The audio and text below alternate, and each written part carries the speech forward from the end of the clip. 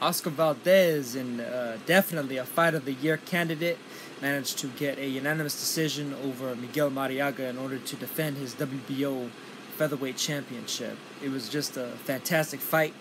Both fighters scored a lot of shots throughout. Just a tough, gritty fight. Marriaga showing himself to just be a tough, hard-hitting fighter. Never stopped coming forward. Was pressing Valdez the entire time. Valdez had a lot of good moments for himself, outboxing Marriaga throughout.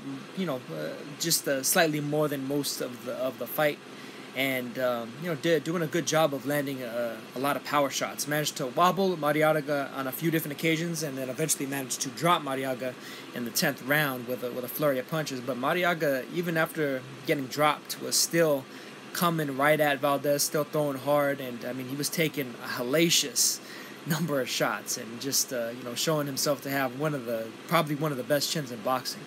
And given one of the best fights that the sport has seen at the very least in 2017, definitely a Fight of the Year contender between these two.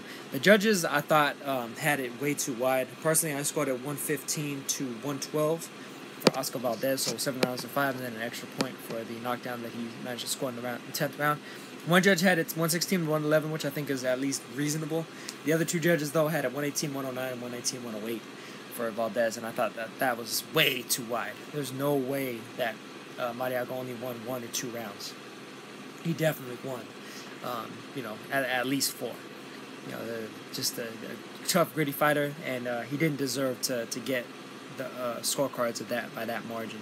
It almost kind of reminded me of when he fought Nicholas Walters. I thought that fight was a lot closer than the judges gave Marriaga credit for as well. But Valdez managed to get the win. Managed to kind of have his trial by fire in his first 12-round decision fight, for going 12 rounds for the first time in his career. And it's going to be interesting to see exactly who he faces off against next. They're talking about the potential for him to maybe unify against some of the other champions.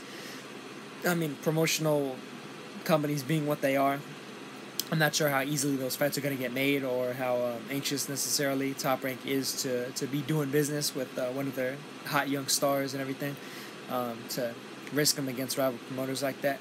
But it'll be interesting to see if those fights happen. I would favor him over Lee Selby. I think Leo Santa Cruz and Gary Russell Jr. are much tougher outs, though, for him, generally speaking. Especially Santa Cruz, simply because of a lot of stylistic things Santa Cruz does, not only similar to Marriaga, but better. And even though Santa Cruz doesn't have the same level of power as Marriaga, who was able to definitely jar Valdez with a number of his shots, I think he's technically a lot cleaner, sharper, and more precise than Marriaga. And he throws more punches. He's more of a high-volume guy. So Valdez, even though he has the real flashy shots, I'm not sure if that would necessarily pull him through in a fight like that. There's also Joseph Diaz Jr., who's actually going to be fighting on the undercard of Canelo versus Chavez Jr. coming up on, May 5th or May 6th? And he's going to be fighting Manuel Tino Alivilla. I favored Diaz to win that fight, but he looms as another potential, possible, really good opponent for Oscar Valdez. And he's rated number 2 in the WBO, right behind where Marriaga was. So he could potentially be named as a upcoming mandatory for Valdez, which I think would be really interesting. I think Diaz is a really tough fight for Valdez too. He actually melds a lot of the aspects of like a Gary Russell and a little bit of Adrian Broner in his style that I think could actually give Valdez a lot of trouble, especially on the inside. He's very, very clean, sharp, and short with his shots on the inside, whereas Valdez tends to be a little bit wider. He needs a little bit more space to truly get power on everything that he's throwing. But that was Valdez. Getting to some of the undercard fights, Gilberto Ramirez managed to get a 12-round unanimous decision over Max Bursak. Wasn't necessarily like a performance to light the world on fire. Ramirez managed to get a fairly pedestrian 12-round decision, won every round on every scorecard. Bursak wound up getting points deducted for, clinching, I believe. But Ramirez didn't look amazing necessarily. He kind of just went through the motions, outboxed his man.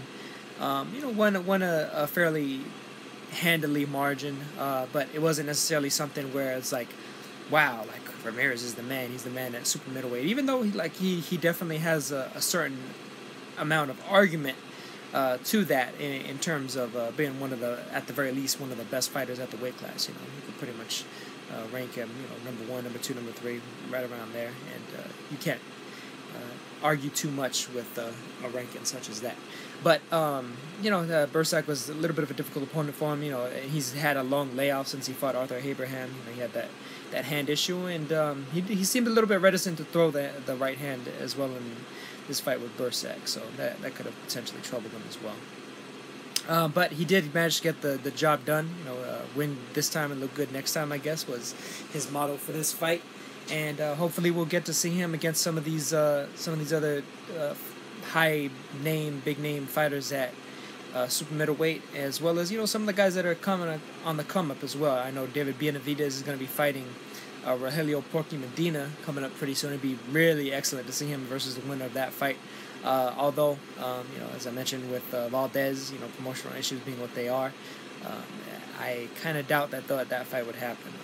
It's all the more likely that he'd wind up fighting somebody like a Jesse Hart, or potentially even the winner of maybe a George Groves versus James DeGale fight, especially if the winner happens to be Groves again. But that remains to be seen, and that was Gilberto Ramirez. As well, on the undercard, we had Jesse Magdaleno scoring a second round TKO, over Adelson Dos Santos. He was pretty much beating the crap out of Dos Santos. The stoppage wasn't a great stoppage. The ref pretty much decided as soon as Dos Santos hit the ground that second time that he was going to go in and stop it. I guess he felt like he had no real chance. He was just getting pummeled, and he kind of was. He was kind of getting pummeled, but the shot that Magdaleno knocked Dos Santos down with was, it was an accidental shot, kind of to the back of the head. So, really, the referee probably should have given Dos Santos more of an opportunity in order to defend himself, in order to, get through those rough spots that he was facing in the first couple of rounds.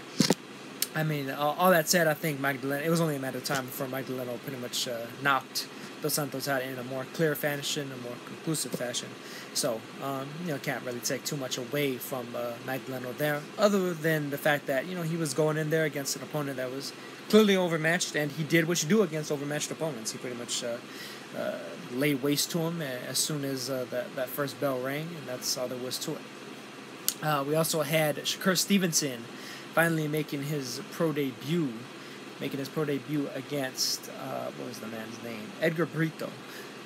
Stevenson did a solid job.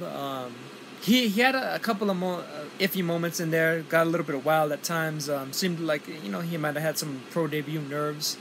Brito managed to land a couple of shots here and there as well, a little bit more than you might like for a prospect like Stevenson. But he pretty much won every round of the fight, although it got stopped before the 6th round even started, and all the judges scored the 6th round for Stevenson as well, which I thought was pretty funny. But they stopped it, I guess, off of head clashes and the cuts that Brito had suffered going into that 6th round. But really, they probably should have just at least, have him fight the 6th round as well. There was no reason to really stop that fight. It was really a strange decision on the referee and the doctor's behalf. But, Stevenson managed to get the first win under his belt in his pro debut. Good win for him, and it'll be interesting to see how his future foretells. He's only 19. He's probably got a couple of years to go before he's ready for any truly significant fight. And I wouldn't want to rush somebody like him into it either. I think that there's definitely still some polishing that he has to do, some growing that he has to do as well. He's still a very young guy. I think he has yet to truly get his match strength under him. But that's pretty much it for the total review of the Oscar Valdez versus Miguel Marriaga headlined top-ranked card, and I will catch you guys in the next one. Peace.